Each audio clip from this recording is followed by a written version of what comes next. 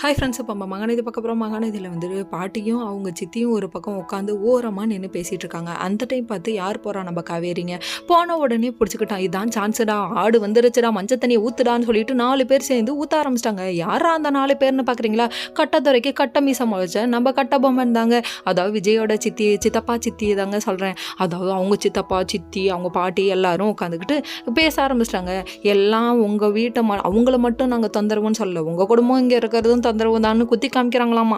பேசுடா பேசு, நீ பேச வேண்டிய காலம்டா அப்படிங்கிற மாதிரி. அதுக்கு விஜய் இது எல்லாத்தையும் மறைஞ்சு நின்று கேட்டுட்டு இருக்காரு. எப்படி மறைந்திருந்து பார்க்கும் மருமம் என்ன அப்படின்னு பாட்டை போட்டு விட்டுறலாம், பேத்த எடுத்தாலும் பேத்தா சங்க குறையக்கூடாது சொல்லிட்டு பாட்டை போட்டுட்டு அங்கேருந்து இங்கே வந்து தோ வந்துட்டேன் அப்படின்னு குதிக்கிறாரு. வந்துட்டு அவங்க சித்தப்பா உடனே ஆஹா கொளுத்தி போட்டது போதும்டா நாரதா எந்திரிடா அப்படின்ற மாதிரி ஆயிடுச்சு. அதுக்கப்புறம் எங்கே நவுறீங்க, இங்கே உட்காருங்கன்னு சொல்லிட்டு உங்க எல்லாருக்கும் ஒன்று சொல்கிறேன் கேட்டுக்கோங்க.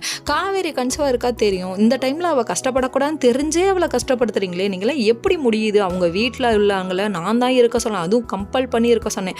அப்படி இருந்தும் நீங்கள் இப்படி பண்ணுறீங்களே, உங்களுக்கு பிடிக்கலன்னா நாங்கள் எல்லாரும் வெளியே போகிறோம், நாங்கள் எல்லாரும் வெளியே போகிறோம். இவன் ஒருத்தர் சொன்னதையே சொல்லுவான், தேஞ்ச போன டேப் ரெக்கார்டு மாதிரி பாட்டி சொல்லிட்டு நான் யாரையும் வெளியே போக சொல்லப்பான்னு சொல்லிட்டு கிளம்பி போயிட்டாங்க. அதுக்கப்புறம் கட்டதர் அங்கிள் கட்ட மீசையை பிடிச்சி முறுக்கி விட்ருவேன்னு சொல்லிட்டு வேற லெவலில் மிரட்டி விட்டாரு.